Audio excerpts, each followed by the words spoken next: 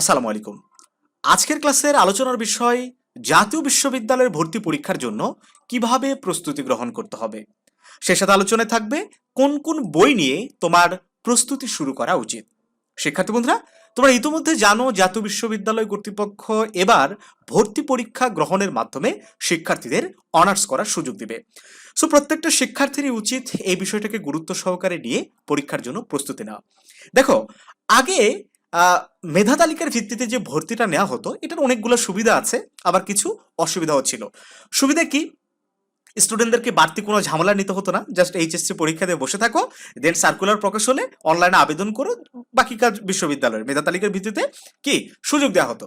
কিন্তু এবার কিন্তু সেটা হচ্ছে না, তোমাকে কষ্ট করে পরীক্ষা দিতে হচ্ছে। হ্যাঁ, তো এইটা একটা কি খুবই সুবিধা ছিল যে কোনো মানে পরীক্ষা ছাড়াই ভর্তি হওয়া যেত। আবার অসুবিধা কি, যদি অ্যাক্সিডেন্টলি অনেক ভালো স্টুডেন্টেরও এইচএসসি পরীক্ষায় খারাপ রেজাল্ট হয়ে যায়, সে আর ভালো সাবজেক্ট পেতো না।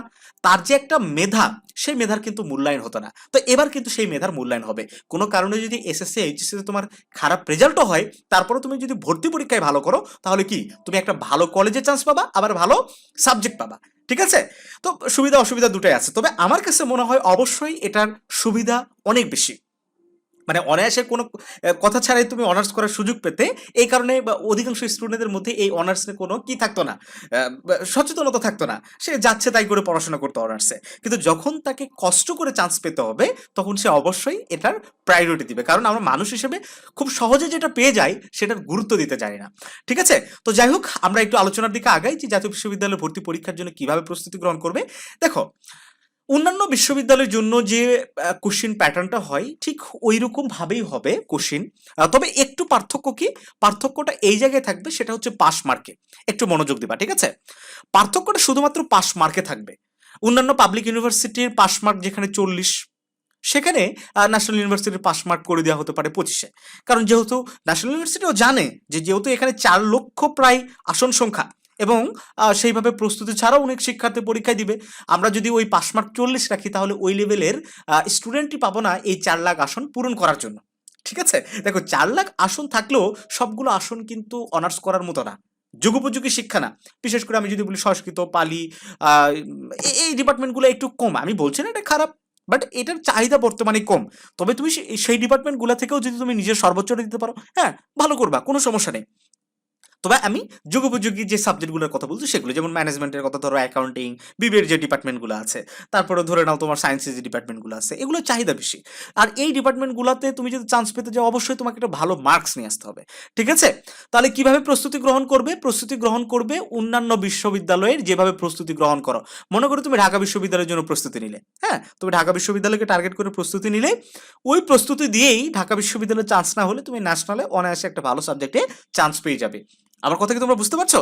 দেখো, ন্যাশনালে শুধু চান্স পেলেই না, এখানে কিন্তু কলেজ ভ্যারি করে। যেমন বিভাগীয় শহরের কলেজগুলোতে চান্স পাওয়া অনেক বেশি কঠিন, এবং ভালো ডিপার্টমেন্ট পাওয়া কঠিন। সেই সাথে জেলা শহরেও সাবজেক্ট ডিপার্টমেন্টগুলো, ভালো ডিপার্টমেন্টে চান্স পাওয়া কঠিন। সো এক্ষেত্রে তোমাকে ভালো মার্কস অবশ্যই নিয়ে আসতে হবে। ঠিক আছে? তো এই বিষয়টা অবশ্যই তুমি মাথায় রাখবে। তাহলে তুমি মোটামুটি বুঝতে পারলে যে প্রস্তুতি কিভাবে গ্রহণ করতে হবে। অন্যান্য বিশ্ববিদ্যালয়ের জন্য যেভাবে তুমি প্রস্তুতি নাও, সেভাবে প্রস্তুতি গ্রহণ করলেই হবে। এখন এসে কোন কোন বই স্পেশালি জাতীয় বিশ্ববিদ্যালয়ের জন্য পড়বে।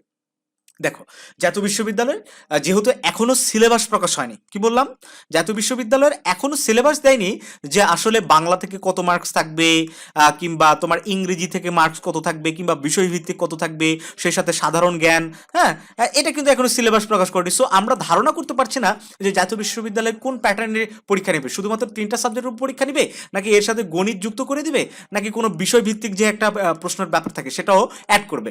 তো এই বিষয়গুলো যখন সার্কুলার প্রকাশ হবে, তখনই আমরা জানতে পারবো। তবে আপাতত তোমরা যেহেতু সার্কুলার প্রকাশ হওয়ার পরে সর্বোচ্চ তুমি 1.5 মাস সময় পাবে, ধরে নিলাম তুমি 2 মাস সময় পেলে, এর বেশি কিন্তু কোনোভাবেই পাবে না তুমি সময়। ঠিক আছে? এই জন্য আগে থেকে প্রস্তুতি নিয়ে আমাদের থাকতে হবে। তো বাংলা এটা থাকবে, এটা 100%, ইংরেজি থাকবে এটা 100%, সাধারণ জ্ঞান থাকবে এটা 100%।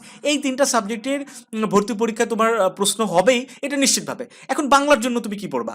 বাংলার জন্য মেইনলি 9-10-এর যে বইটা আছে, বাংলা সেকেন্ড পেপার, ওইটা থেকে মাস্ট কোশ্চেন হবে। এমনকি বিসিএস এর কোশ্চেনটাও তো এইটা থেকে হয়, তাই না? সো এই 9-10-এর বাংলা দ্বিতীয় বইয়ের বাইরে যাওয়ার কোনো সুযোগ নাই। ইংরেজি, 6-7 যে ফান্ডামেন্টাল যে ইংরেজিগুলা মানে গ্রামাটিক্যাল যে নিয়মগুলা সেই নিয়মে কোশ্চেন হবে। সো এগুলোই তোমাকে প্র্যাকটিস করতে হবে। সাধারণ জ্ঞান এটা তো ভ্যারি করে বর্তমানে কোনটা ক্রিকেটে কি হচ্ছে, তারপর হচ্ছে ফুটবলে কি হচ্ছে, কোন প্রেসিডেন্ট নতুন আসলো, এগুলা বিষয় সমসাময়িক যে ঘটনাগুলা কারেন্ট অ্যাফেয়ার্স পড়তে পারো, দ্যাটস এনাফ।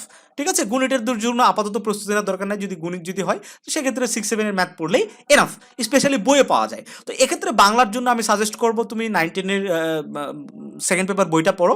এর পাশাপাশি তুমি বাংলা বিচিত্রা নামে জয়কলির যে একটা বই আছে, ঠিক আছে, বাংলা বিচিত্রা, এই বইটা তোমরা পড়তে পারো। এটা পড়লেই তোমরা সব ধরনের কোশ্চেন কমন পাবে বলে আমি আশা করি। সেই সাথে ইংরেজির জন্য ইংলিশ বিচিত্রা পড়তে পারো। ইংলিশ বিচিত্রা পড়তে পারো।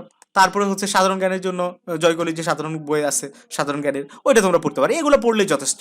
আপাতত পড়া স্টার্ট করো। তারপরে যখন তোমাদের এই যে সার্কুলার দিবে, হ্যাঁ, কোনটাতে কত মার্কস থাকবে, কীভাবে প্রস্তুত হবে, তখন আমাদের কাছে একটা ক্ল্যারিটি চলে আসবে।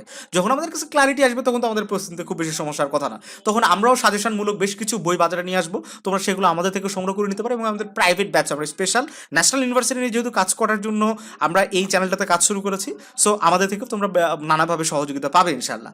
তো যাই হোক শিক্ষার্থী বন্ধুরা, তোমরা যারা নতুন আমাদের এই চ্যানেলটি দেখছো, অবশ্যই রেগুলারলি জাতীয় বিশ্ববিদ্যালয়ে ভর্তি সংক্রান্ত বিভিন্ন ভিডিও পাওয়ার জন্য আমাদের চ্যানেলটি সাবস্ক্রাইব করে সাথে থাকবে।